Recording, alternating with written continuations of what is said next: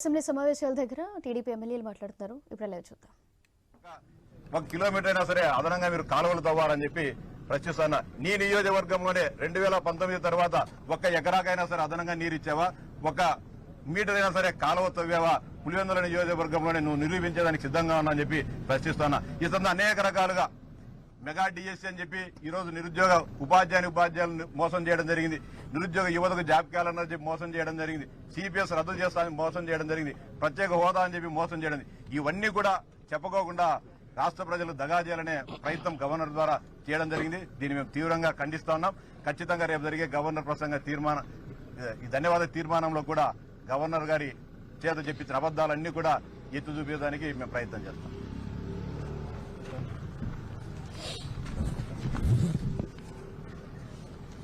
Media మిత్రులందరికీ కూడా నా నమస్కారాలు. ఈరోజు మన ఏపీ అసెంబ్లీకి సంబంధించినటువంటి ఆఖరి బడ్జెట్ సమావేశాలు జరుగుతున్నాయి. మొదటి రోజుగా గవర్నర్ గారి ప్రసంగం మరి ఈరోజు మనందరికీ తెలిసిందే.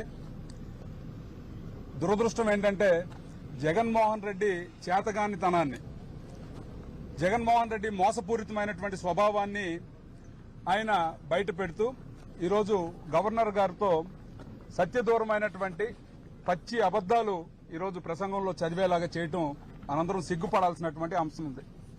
అయితే నా ముందు మాట్లాడినటువంటి పెద్దలందరూ కూడా చాలా విషయాలు మాట్లాడారు. అయితే జగన్మోహన్ రెడ్డి ఈరోజు గవర్నర్ గారి ప్రసంగంలో మత్స్యకారుల గురించి మాట్లాడుతూ, నేనేదో మత్స్యకారులకి చాలా ఉద్ధరించాను, వాళ్ళని ఆక్వా హబ్ వైపు, అలాగే దేశంలోనే 2వ స్థానంలో మన ఎగుమతి ఉండేటట్టు ఏవో చాలా విషయాలు గవర్నర్ గారి ప్రసంగంలో వాళ్ళు చెప్పడం జరిగింది. ముఖ్యంగా మత్స్యకార భరోసా మరి గతం కన్నా ఇప్పుడు 10,000 రూపాయలు ఇస్తున్నాను అని చెప్పినటువంటి జగన్మోహన్ రెడ్డి ప్రజలకు వాస్తవాలు చెప్పాల్సినటువంటి పరిస్థితి ఉంది. గతంలో తెలుగుదేశం ప్రభుత్వం ఉన్నప్పుడు కుటుంబంలో ఎంతమంది ఉంటే అంతమందికి కూడా 4,000 రూపాయలు ఇచ్చినటువంటి పరిస్థితి. కానీ ఈ రోజు జగన్మోహన్ రెడ్డి వచ్చిన తర్వాత ఆ మత్స్యకార భరోసాని కేవలం 1 మనిషికి మాత్రమే పరిమితం చేశాడు. ఆ విషయాన్ని ఎక్కడ కూడా ప్రస్తావించినటువంటి పరిస్థితి లేదు. అలాగే దురదృష్టవశాత్తు ఎవరైనా మత్స్యకారులు గాని చనిపోతే వాళ్ళకి ఎక్స్గ్రేషియా 10 లక్షలకు పెంచాను అని చెప్పి ఈరోజు గవర్నర్ గారితో చెప్పించారు. ఎక్కడైనా సరే, ఎందుకంటే నా నియోజకవర్గంలో చాలా ఎక్కువ మంది మత్స్యకారులు ఉన్నటువంటి నియోజకవర్గం మా ఇచ్చాపురం నియోజకవర్గం. అక్కడ ఇంతవరకు 1 క్లెయిమ్ అయినా సెటిల్ చేశారు అని మీరు వైట్ పేపర్ రిలీజ్ చేయగలిగితే నేను రాజకీయ సన్యాసం తీసుకుంటానని కూడా మీడియా ద్వారా మరి తెలియజేసుకుంటున్నాను. ఇలా తీసుకుంటే అన్ని విషయాల్లో కూడా ఈరోజు ఉదాహరణకి ఒక ఇరిగేషన్ ప్రాజెక్ట్స్ తీసుకోండి.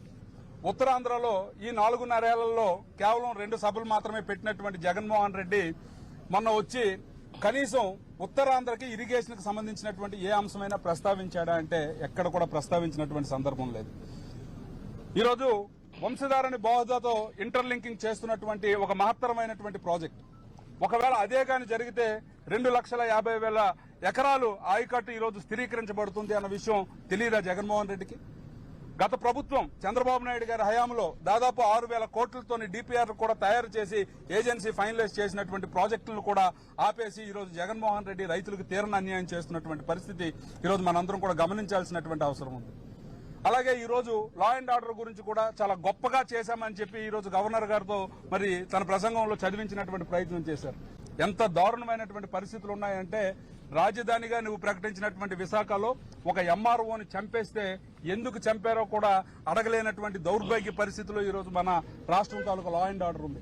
ఇలా మీరు తీసుకుంటూ పోతే అన్ని వ్యవస్థలు ఈరోజు ఏ ఒక్క కార్యక్రమం, అభివృద్ధి పూర్తిగా శూన్యం, సంక్షేమం కూడా అరకొరగా ఇచ్చి చాలా గొప్పగా నేనేదో అద్భుతాలు సృష్టిస్తున్నాను అని అంటే ఇక్కడ ఉన్నటువంటి సభ్యులు వాళ్ళు ఏదో నిజమే అనుకుని వాళ్ళు ఇంకా ఈరోజు చప్పట్లు కొడుతున్నటువంటి పరిస్థితి.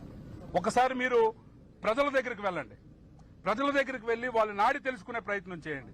అప్పుడు మీకు అర్థమవుతుంది వాస్తవం ఏంటి అని.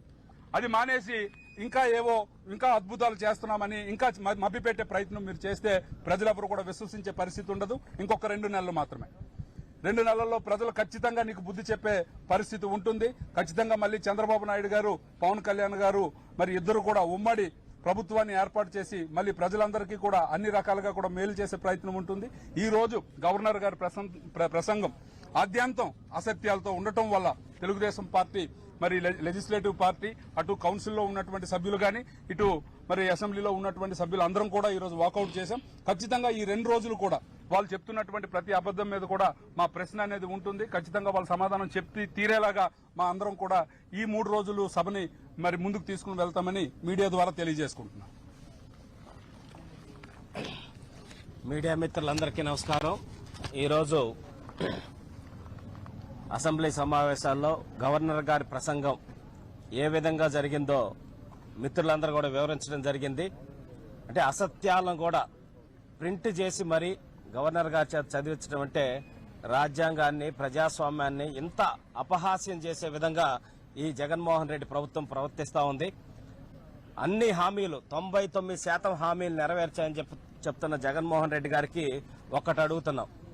5 సంవత్సరాల్లో నేను ముఖ్యమంత్రిగా 5 సంవత్సరాల కాలం పూర్తయ్యే లోపు దశల వారీగా మద్యపాన నిషేధాన్ని తీసుకొస్తానని చెప్పిన ముఖ్యమంత్రి గారు ఈరోజు ఇంకా 2 నెలల్లో ఈ ప్రభుత్వం మారిపోబోతుంది.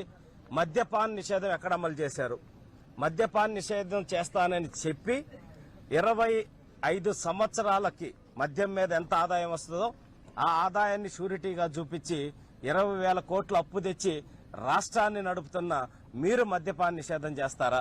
12 పైచీలకు బినామీ కంపెనీలు పెట్టి ఈరోజు స్పిరిట్ అది అంటే విషం లాంటి మందుని జే బ్రాండ్స్ తోటి పెట్టి ఈ రాష్ట్రంలో లక్షలాది మంది ప్రాణాలతోటి ఆరోగ్యాలతోటి ఆటలాడుకొని ఎంతో మంది కుటుంబాలు తల్లిదండ్రుల్ని బిడ్డల్ని కోల్పోయినటువంటి పరిస్థితి ఈ రోజు రాష్ట్రంలో ఉంది. మరి ఎక్కడ చేశారు మద్యపాన నిషేధం? అలాగే ఇందాక నాడు నేడు గురించి కూడా చెప్పారు. దాంట్లో కూడా అసత్యాలు. ఎన్ని చోట్ల మీరు డెవలప్ చేశారు? ఎన్ని స్కూల్స్ డెవలప్ చేశారు? డెవలప్ చేసిన తర్వాత మీరు 117 జీవో తీసుకొచ్చి మెర్జీ చేయటం వల్ల